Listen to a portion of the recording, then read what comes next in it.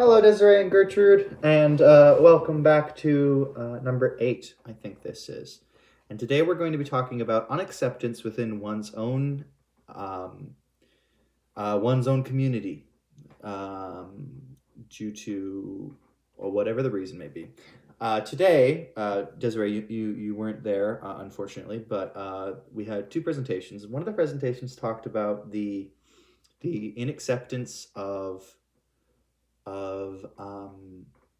certain indigenous peoples into indigenous communities due to them being partially white, half white, fully white with indigenous genes through history, and other styles of this, and how this racism exists in a lot of indigenous communities in North America and around the world, and how it talks about and how other communities have indented this idea of pureness or pure-bloodedness, or these ideas which were not originally or inherently indigenous, but indigenous peoples had to adapt and had to take on these sorts of also had to adapt these certain rules as well to themselves to be able to survive in many instances. And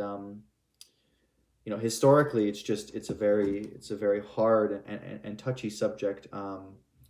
And the writer of one of the plays that was performed today was he's not only is he white passing, but he himself, his father was British, and his mother was indigenous.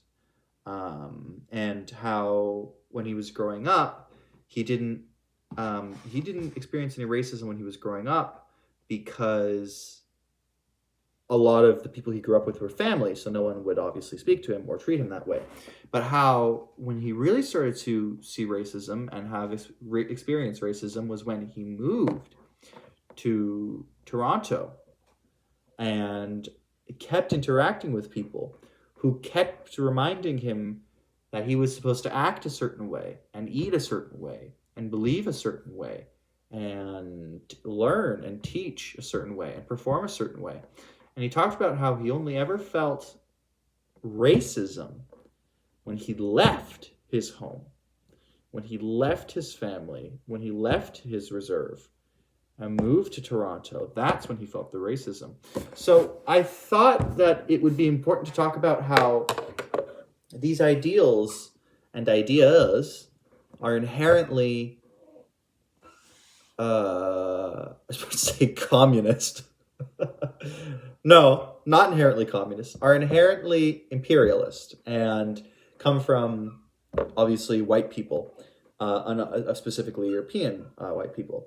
But I think it's important to talk about the fact that of that, and how indigenous peoples had to adapt these ideas because they were being wiped out, because they were being taken away, because they had these forced things fed into them. So I think this idea of pureness and racism between indigenous peoples in itself is still a symptom of colonialism, because they only could have learned that from us, sort of idea. So I think it's important to talk about the fact that the ways that we think indigenous peoples have been affected. This is the perfect example of how we don't know, because we don't live it. I don't live it. So I can only read about it, hear about it, try and learn from it. But I can't say the indigenous people face this reason, racism for this reason.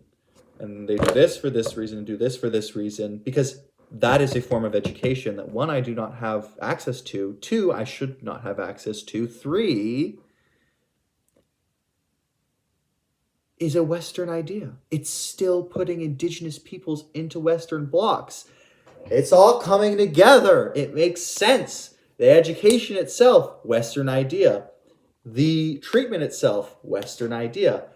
Even when we're not putting indigenous peoples into these divided boxes, we're still forcing them to conform to the boxes that we made. And that is why Indigenous peoples at the moment cannot be truly free, no matter how much money you give to them, how much land you give to them, etc. And this is what the ignorance people need to get over. They do not live the same way we live. They do not think the same way, breathe, hunt the same way. And that is okay. They are humans. They are different humans. We get to learn from them, but we cannot learn from them or let them learn from themselves if Indigenous peoples are still forced to conform to the boxes that we created. And to give the peoples the ability to be able to learn, hunt, speak, live the ways that they are, that the indigenous peoples want to. That should be their right. It's supposed to be their right. I'm just baffled that it isn't. That was the main thing I wanted to talk about today. Was the fact that these conversations I keep having keep coming back to the same idea of it's there because we designed it to be there. And I am disappointed